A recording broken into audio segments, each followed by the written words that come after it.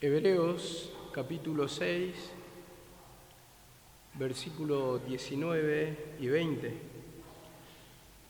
Bueno, vamos a leer a partir del 18 para darle un sentido a esto, para que por dos cosas inmutables, en las cuales es imposible que Dios mienta, tengamos un fortísimo consuelo. Los que hemos acudido para asirnos de la esperanza puesta delante de nosotros. 19.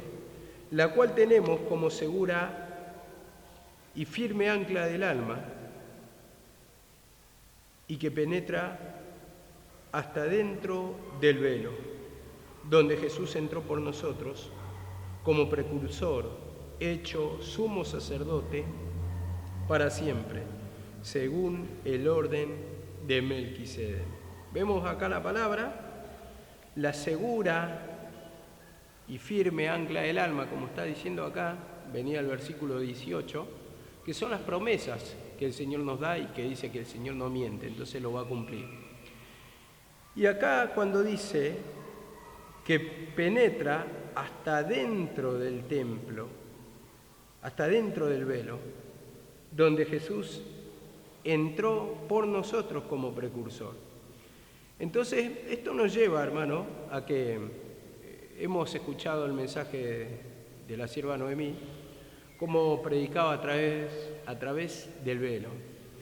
Y Jesús, como dice acá en el 20, entró por nosotros como precursor, el que inició el camino, el primero que entró a través del velo y hecho sumo sacerdote para siempre, según el orden de Melquisedec.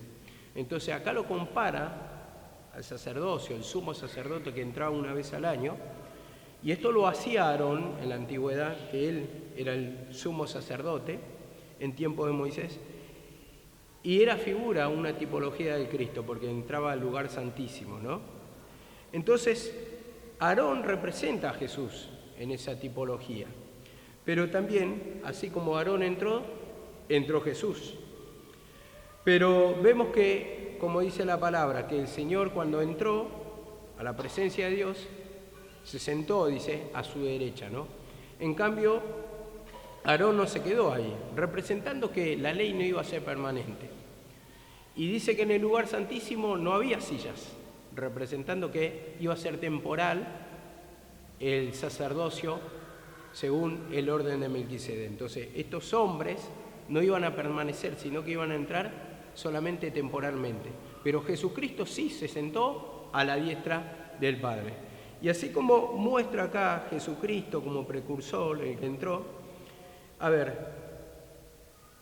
Él se quedó, que quiere decir que nos da la salvación, nos lleva a la gloria del Padre, pero Aarón en cambio no. ¿Por qué? Porque mediante el sacerdocio de Aarón o por la ley, vemos que nos está mostrando que no podemos obtener la salvación, la liberación, pero Cristo, a través de que nosotros tenemos la fe en Jesucristo como un precursor, nos sentamos a la diestra de Dios, como dice en la palabra, ¿no? Eso lo escribe Pablo, nos sentamos a la derecha, a la diestra del Padre con Jesucristo. Entonces nos hace sentar, nos hace permanecer, y dice, como dice acá la palabra, hecho sumo sacerdote para siempre. Y si tenemos un sumo sacerdote para siempre, según el orden de Melquisedec, como dice acá la palabra, es que nosotros también vamos a estar para siempre sentados a la diestra del Padre. O sea, vamos a tener la salvación, la liberación que es permanente para nosotros cuando pedimos perdón de pecado. Entonces, esto me lleva a Romanos 3:20, porque mostrando un poco el sacerdocio de Aarón y el sacerdocio de Jesucristo. Y como Aarón representa la ley, esto nos dice acá en Romanos 3:20, ya que por las obras de la ley ningún ser humano será justificado delante de él, porque por medio de la ley es el conocimiento del pecado. Entonces, ¿para qué sirve la ley? Para conocer el pecado. Nos da conocimiento en que estamos en pecado. Entonces, vemos acá la palabra, pero por las obras de la ley nadie va a ser justificado. Y entonces por el sacerdocio de Aarón nadie iba a obtener la salvación. Y como dice acá la palabra en Gálatas 2:16, llévelo como referencia también, dice así en Gálatas 2:16, sabiendo que el hombre no es justificado por las obras de la ley, sino por la fe en Jesucristo, nosotros también los que hemos creído en Jesucristo, para ser justificados por la fe de Jesucristo y no por obra de la ley, por cuanto por las obras de la ley nadie será justificado. Entonces, mediante Aarón vemos que entró, pero salió, no permaneció, no había salvación. Y vemos que con Jesucristo estamos sentados a la diestra del Padre, porque en Él sí hay salvación. Y es un sacerdote efectivo, un sacerdocio efectivo para siempre. Entonces en Él tenemos la salvación, la justificación mediante la fe en Jesucristo, como lo dice acá. Entonces fue precursor para entrar a través del velo y nos lleva al cara a cara con el Padre. Nos lleva a la presencia del Padre, nos lleva al reino celestial. Entonces esto me lleva a Mateo 27:51. Mateo 27:51. Dice así la palabra, Mateo 27:51. He aquí el velo del templo se rasgó en dos, de arriba abajo, y la tierra tembló y las rocas se partieron. De arriba abajo, se partió en dos. Entonces, Él abre, o abrió, o entró a través del velo. Y vemos que con su sacrificio dice que se rasgó en dos ese camino que estaba cerrado a causa del pecado que representa el velo, ¿no? Y dice que se rasgó de arriba abajo. ¿Y por qué se destruyó el pecado o el velo se rasgó? Porque hizo el sacrificio Jesucristo, un sacrificio perfecto. Entonces, por la fe en Jesucristo, nosotros también entramos a la presencia del Padre, como dice acá la palabra. Salió de su costado agua y sangre, ¿no? Agua y sangre, ¿no? Así salió cuando hubo el sacrificio, agua y sangre que representa la palabra hecha vida. Se derramó el poder, la palabra hecha vida. ¿Por qué? Porque agua representa la palabra y la sangre el sacrificio, la esencia de Cristo hecha vida, o sea, la misma naturaleza de Cristo. Entonces, ¿eso dónde se derramó? En el sacrificio. Entonces, mediante el sacrificio se rompe ese velo y tenemos acceso al Padre por el sacrificio de Cristo. Hebreos 9:3 dice esto: y detrás del segundo velo había un tabernáculo llamado lugar santísimo. Lugar santísimo. Entonces, este lugar santísimo, como siempre lo explicamos, ¿quién entraba? El sumo sacerdote, ¿verdad? Entonces, ofrecía primeramente sacrificio por él, porque no podía entrar con pecado. Entonces, y después por el pueblo. Pero a través de ese sacrificio, él entraba al lugar santísimo, purificándose, y entonces tenía contacto con el Padre. Entonces, hablaba con Dios. Dios se le presentaba en una nube, le hablaba la voluntad de Dios, ¿no? Para con el pueblo, la voz traída del pueblo, la voluntad de Dios, perdón. Y vemos que dice que entraba al lugar santísimo. Entonces, el sacerdote estaba cara a cara con Dios. Y así también la representación de que cuando se rompe ese velo, nosotros entramos y nos indica el camino Cristo, atrás de Jesucristo, y entramos en la presencia del Padre cara a cara. Y ese cara a cara representa la salvación, representa el descanso para nuestra alma, porque cuando vemos a Dios, lo que trae es la liberación. Entonces vemos que trae esa paz, ese gozo, esa alegría, como predicaba también mi mamá en una prédica. Vos le podés ver a Jesucristo, se puede ver al Señor, y no, el Señor se siente. El Señor se siente, esa esencia la sentimos. Entonces ese cara a cara representa de sentir la liberación en nuestra alma. Y dice acá la palabra en Hebreos 9:7. Hebreos 9:7. Dice esto: pero en el segundo solo entra el sumo sacerdote una vez al año. Esto es lo que estaba explicando recién. No sin llevar sangre, la cual ofrece por sí mismo y por los pecados del pueblo cometido en ignorancia. Ahora, vemos acá la palabra. Solo entra una vez al año, no sin llevar sangre. Y la sangre representa el sacrificio de Cristo. Y es lo único que nos lleva al Padre, por lo que podemos entrar al Padre, por lo que se rasga el velo, por lo que tenemos contacto con Dios, con el Padre.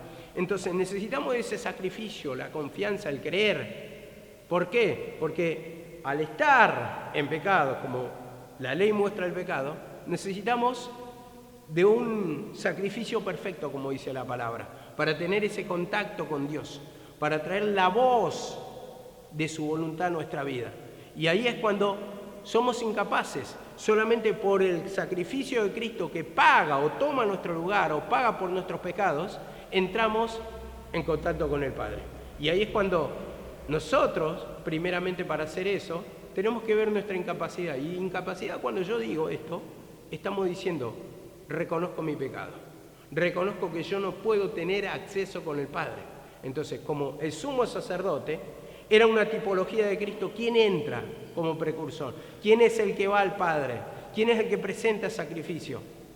El sumo sacerdote. Entonces, una tipología de Cristo, y Cristo va primero, y después nosotros, a través de creer en su palabra, de reconocer nuestros pecados, de que somos incapaces de entrar, sino que necesitamos un sacrificio perfecto, alguien que lo haga por nosotros y que nos lleve al cara a cara con el Padre. Entonces ahí reconocemos que necesitamos de sacrificio, que necesitamos de ese poder derramado en la cruz, lo que nos perfecciona a través de la declaración de pecado, que le confesamos lo que somos, que no podemos entrar en contacto con Él. ¿Por qué? Porque nosotros somos pecado y Él es santidad. Entonces, no pueden estar juntos. ¿Qué concordia tiene Cristo con Belial? Dice la palabra, ¿no? ¿Qué acuerdo? Entonces, vemos que nosotros, como tenemos pecado, no podemos ir. ¿Por qué? Porque ese pecado representa mismo la incredulidad que hay en nosotros. Entonces, por la incredulidad tenemos todas las manifestaciones de la naturaleza vieja y necesitamos de ese sacrificio. Y ahí es cuando le pido perdón, Señor, necesito de tu sacrificio, necesito creer en tus maneras, necesito que se derrame ese poder derramado en la cruz en mi vida para limpiarme, para entrar, para tener contacto cara a cara. Perdóname, Señor, porque esa incredulidad es la que impide el contacto con Dios. Y dice así la palabra.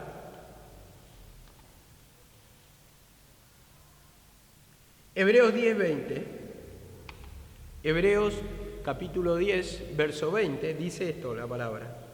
Así que, hermanos, teniendo libertad para entrar en el lugar santísimo por la sangre de Jesucristo, teniendo la libertad de entrar en el lugar santísimo por la sangre de Jesucristo. Entonces, por la sangre de Jesucristo, por el sacrificio de Jesucristo. Es la única manera de entrar. Entonces, si yo creo ese sacrificio, entonces entro.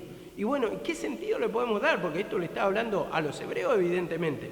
Crean en el sacrificio de Cristo, en ese que murió en la cruz, es el Hijo de Dios, y el que te mostró el camino, que ya no es por la ley, sino por el sacrificio de Cristo, que vas a entrar en el lugar santísimo. Como dice acá la palabra, libertad para entrar en el lugar santísimo por la sangre de Jesucristo. Ahora, ¿una persona en pecado puede entrar? No. ¿Por qué? Vemos en la antigüedad caía muerto el que entraba en pecado, ¿no? Primeramente tenía que presentar sacrificio por él, el sumo sacerdote. Era el único que tenía la oportunidad de entrar, pero tenía que presentar sacrificio. Nosotros, como somos naturaleza de pecado, ¿podemos entrar? No. Entonces, ¿qué necesitaba ahí? Se necesitaba ese sacrificio de Cristo. Ahora nosotros creemos que Cristo es el Salvador. Creímos en su sacrificio, que pagó un precio por nosotros. Nosotros, cuando pedimos perdón, ¿entramos en contacto con Dios? Sí. ¿Lo sentimos? Sí. ¿Entramos en ese cara a cara? Sí. Pero a través de la confesión de nuestros pecados. Entonces dice acá la palabra, y arrepentimiento, por supuesto, porque no hay nada a confesar el pecado si no hay arrepentimiento. Por eso nos pide un cambio en nuestra vida, un cambio en nuestra forma de pensar. Y cuando digo humillarnos del pecado, humillarnos, despojarnos de nuestra forma de pensar para hacer la voluntad del Padre, entendiendo que el Padre tiene razón y que nosotros somos polvo, que no tenemos razón, que tenemos pensamientos carnales, que tenemos metacarnales, y eso es lo que trae la opresión, la carga, lo que impide el contacto. Es el pecado. Entonces no puedo entrar. Entonces los judíos vemos que ahí ya están haciendo la simbología, que sin el derramamiento de sangre no puede haber perdón de pecado, dice. Sin derramamiento de sangre no hay remisión. Entonces hacían el sacrificio por eso. Entonces Ahí ya está mostrando el sacrificio de Cristo. ¿A dónde obtenemos nuestra liberación, nuestro perdón? En el sacrificio de Cristo. Y digo acá, en el 10:20, por el camino nuevo y vivo que Él nos abrió a través del velo. Esto es su carne. Vemos, a través del camino nuevo, dice, nuevo, es un camino nuevo y vivo. ¿Por qué? Porque tiene vida ahí, hay poder ahí, que Él nos abrió a través del velo. Entonces un camino seguro, un camino que nos da vida, y dice, nos abrió, ¿quién? Jesucristo. Y dice acá, a través de su sacrificio. Esto es de su carne, a través del velo, que representa su carne, representa su carne. Y esto es lo que yo hacía una comparación ayer cuando estaba leyendo este versículo, cómo se compara el costado del Señor cuando fue, le clavaron la lanza, le abrieron su costado y salió agua y sangre. Entonces representa que se rompe ese velo, ese cuerpo de pecado, vamos a decir, porque se agolpó el pecado sobre su vida. Entonces vemos acá, sobre su vida se agolpa, entonces ese cuerpo de carne representa que cayó el pecado sobre él. Entonces vemos que tiene que ser muerto eso. Entonces esto nos lleva también a la simbología del bautismo. Muerte, resurrección. Entonces, ¿quién muere? Muere el viejo hombre, resucita el nuevo hombre resucitado. Entonces vemos acá la palabra, a través del velo que Él nos abrió, dice, que Él abrió, esto es de su carne. Esto es de su carne. Y entonces así también nuestro cuerpo de pecado necesita ser rasgado, necesita ser lanceado, porque dice, Él, entonces está hablando de su propia voluntad de entrega. Y así también nosotros, convencidos de pecado de nuestra propia voluntad, entregamos este cuerpo de pecado, este velo, esto que impide el contacto con el Señor, para ser rasgado, para entrar a la presencia del Padre. Vemos 1 Corintios, capítulo 13, 1 Corintios, capítulo 13, verso 9. 1 Corintios, capítulo 13,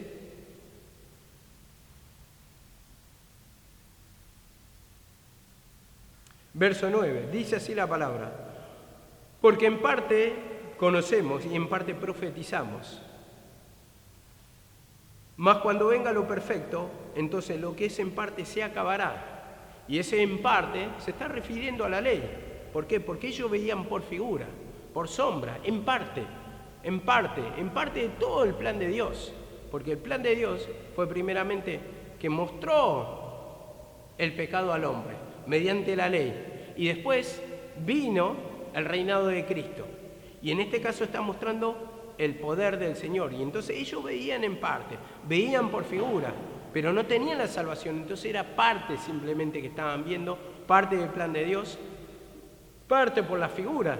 Y como dice acá la palabra, cuando venga lo perfecto, el tiempo perfecto, su sacrificio, dice acá la palabra, entonces lo que es en parte se acabará. Se acaba la ley. El primer pacto ya pasa. Entra el nuevo pacto. Y al decir nuevo pacto, lo viejo, como dice la palabra en Hebreos también, está próximo a desaparecer. O sea, que ya marchó. Ya pasó ese ministerio. Si el ministerio que fue grabado en piedra, dice, tuvo gloria, el ministerio de condenación tuvo gloria, mucho más glorioso será el ministerio de justificación. Y nosotros somos justificados por el sacrificio de Cristo. Entonces, ya pasó ese tiempo de la ley, por cuanto por las obras de la ley nadie será libertado, nadie obtendrá la salvación, nadie será justificado.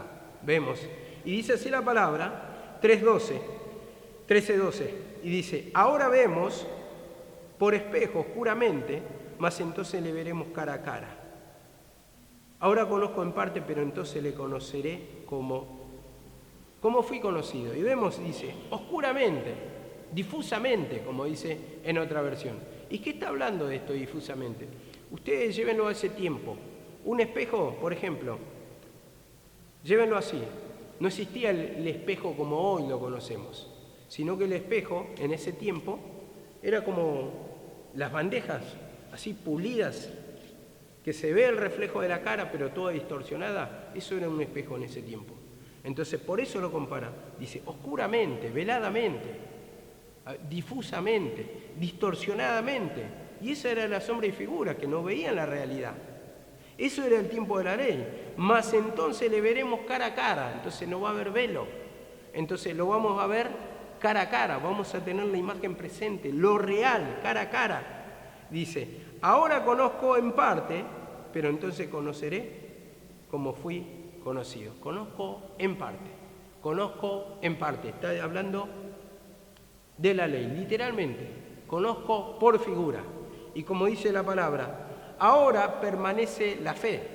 Y esto es lo que quiero llegar. La fe, dice acá la palabra. La esperanza y el amor. La fe, la esperanza y el amor. A ver, ¿cómo lo podemos tomar a esto?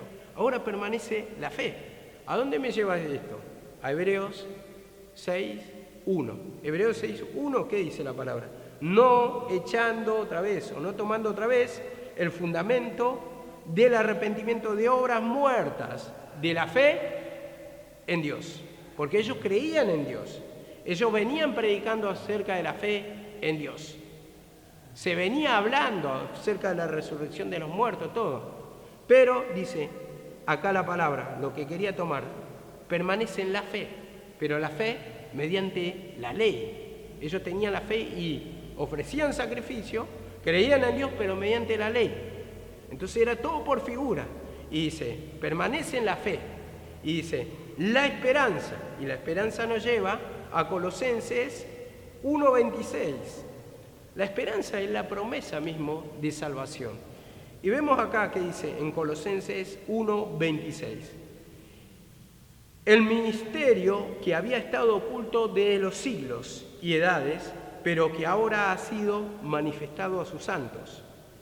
Y dice en el 27, a quienes Dios quiso dar a conocer las riquezas de la gloria de este misterio entre los gentiles, que es Cristo en vosotros, la esperanza de gloria, la esperanza de salvación. Eso es lo que permanecía, dice. Ahora están estas tres cosas, dice. La fe en Dios, porque está hablando, se refiere al tiempo de la ley. Está este tiempo presente, o sea, se va Pablo un tiempo atrás explicándole a los hebreos. Permanece la fe en Dios, que lo llevamos a Hebreos 6:1, dice, la esperanza. Y la esperanza que ellos tenían, ellos venían esperando la manifestación del Hijo de Dios para darle, como dice, es Cristo en vosotros la esperanza de gloria. Y como dice acá la palabra, de la fe en Dios, ahora permanece en la fe, la esperanza y el amor. Y el amor nos lleva a 1 de Juan 4, 9 y 10. 1 de Juan 4, 9 y 10. Dice, en esto se mostró el amor de Dios para con nosotros, en que Dios envió a su Hijo único al mundo, unigénito, para que vivamos por Él. En esto se mostró el amor. Eso es el amor. En que mandó a su Hijo único. Y en el 10 dice, en esto consiste el amor. No en que nosotros le hayamos amado primero, sino que Él nos amó primero y envió a su Hijo en propiciación por nuestros pecados. Entonces vemos acá la palabra, propiciación por nuestros pecados. Entonces ahí está el amor. Y como dice acá la palabra, es el Cristo crucificado, ¿no? Que nos da salvación, que nos da liberación. Ahora permanecen la fe, la esperanza de recibir salvación y el amor. El amor. Vemos el amor. Pero dice, quitando las dos manifestaciones anteriores, lo que permanece es el amor, o sea, el sacrificio de Cristo. Y esto nos lleva a la figura. ¿Ustedes se acuerdan? Creo que, no sé si estaba en Lucas o en Marcos, cuando daba la sierva la visión de Elías, Moisés y por el otro lado de Cristo. Estaban los tres, pero después dice que desaparecieron ellos dos y ¿quién quedó? Jesucristo. Entonces permanece el amor y el mayor de ellos es el amor, ese sacrificio. Ya la ley no cuenta. La ley no corre. La esperanza ya está hecha, ya vino, se manifestó, murió por nosotros, nos da salvación. Esto se lo explica Pablo a los judíos. Y hoy por eso tenemos el sacrificio presente, no tenemos que esperar nada, como dice así la palabra. El misterio que había estado oculto, dice, pero ahora he manifestado a sus santos. Y vemos cómo lo pone en tiempo presente. Ahora ya se manifestó esa gracia, esa redención y esa salvación. Entonces vemos cómo a través de pedir el perdón de nuestros pecados, porque ya está el perdón presente, eso nos lleva a la cara a cara. Entonces nosotros reconocemos nuestro estado, le pedimos perdón y ¿qué obtenemos? La liberación. Salen los dolores de la cabeza, las opresiones, el cansancio, todo eso que nos hace sufrir en nuestra naturaleza. Entonces le pedimos perdón y ¿a dónde entramos? Nos sentamos en la presencia del Padre. Ahí obtenemos ese cara a cara y eso es lo que está exaltando acá en hebreo, el ministerio de Cristo y cómo muestra que la ley es sombra y figura, pero nosotros tenemos que creer en este ministerio. Y lamentablemente, aunque la ley no fue para nosotros, cómo se mezcla y cómo se enseña otra vez la ley, aunque sabemos que no es para los judíos, como lo dice en el libro de Hechos.